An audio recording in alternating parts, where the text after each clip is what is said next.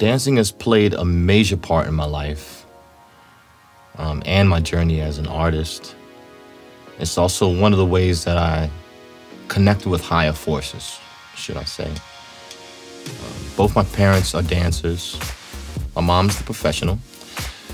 And she danced with over 12 dance companies throughout her career. And she took me everywhere, most of her gigs. But it was really watching MJ and Janet Jackson, MC Hammer, those types, and all the dancers that they would bring into it that really inspired to make the decision to just really take it serious. And that was kind of where my dad came in. My dad, he was more like the Lone Ranger type. He was a street dancer. And when I would visit him, he would show me all the latest dance trends. And he'd show me the origins, and he'd show me how he would even put his own little twist to it. And usually before he went out, you know, he'd warm up with me and put me to bed and go out. And of course, I didn't sleep, of course. I get up and keep dancing. And I have a theory. I suspect that he was a part of the house dance movement and the foundations, probably without even knowing it, considering all the places that he told me he used to hang out at when he went out dancing. By the time I reached 15, the whole Harlem Shake craze hit. It was wild, and I was well into it. I was battling and jamming a lot. I would go, you know, to all the jam spots like the Skate Key and stuff like that. And of course, I was jamming in school, or anyone who just wanted to battle. I'll battle somebody that was on the train. And the guys dance on the train, I'll just get up and battle them. I didn't care. And then around that same time, also the whole boogie craze, and that wasn't exactly like popping. It was sort of like popping. It had some of the same foundations, but it was a little bit more aggressive and a little bit more explosive. And, you know, and I was just doing my thing. I was doing my thing Lone Ranger style like my dad. And I was just taking it all in and just constantly developing.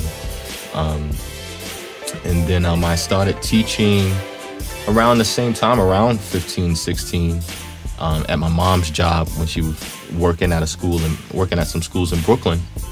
And I would usually go there as a after school kind of thing and teach a bit. And I would say my mom is one of the most successful dance teachers I've ever come to witness. The way that she would change people's lives in that dance class is just unlike anything else I've ever seen throughout my lifetime.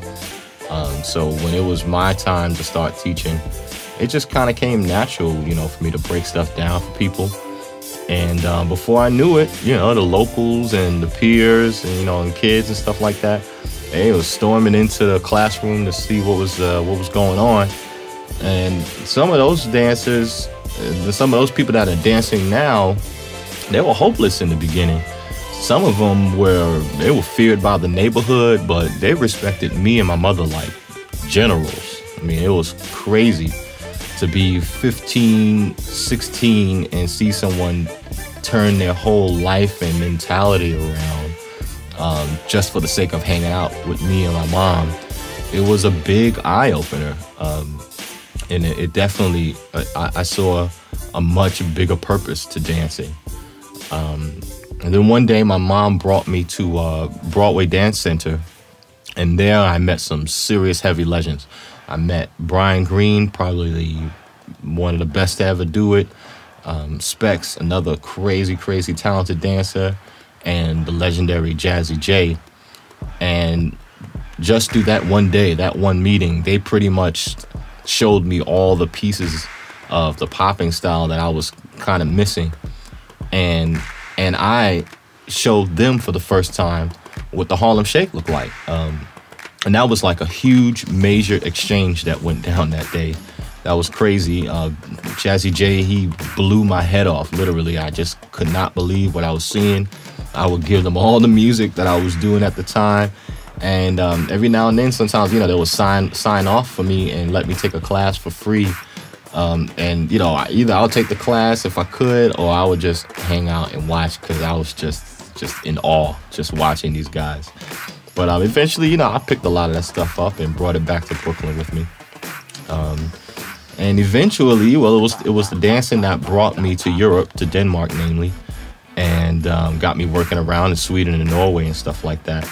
And from there, it just got crazy. A lot of teaching, a lot of performing, battling, you know, being part of dance crews and some other big, you know, major productions, theater shows and stuff like that. And now I still continue to dance. I still teach whenever I can. I learn as much as I can. And it, you know, it still has a lot to do with my creative process. So I'll always be a dancer.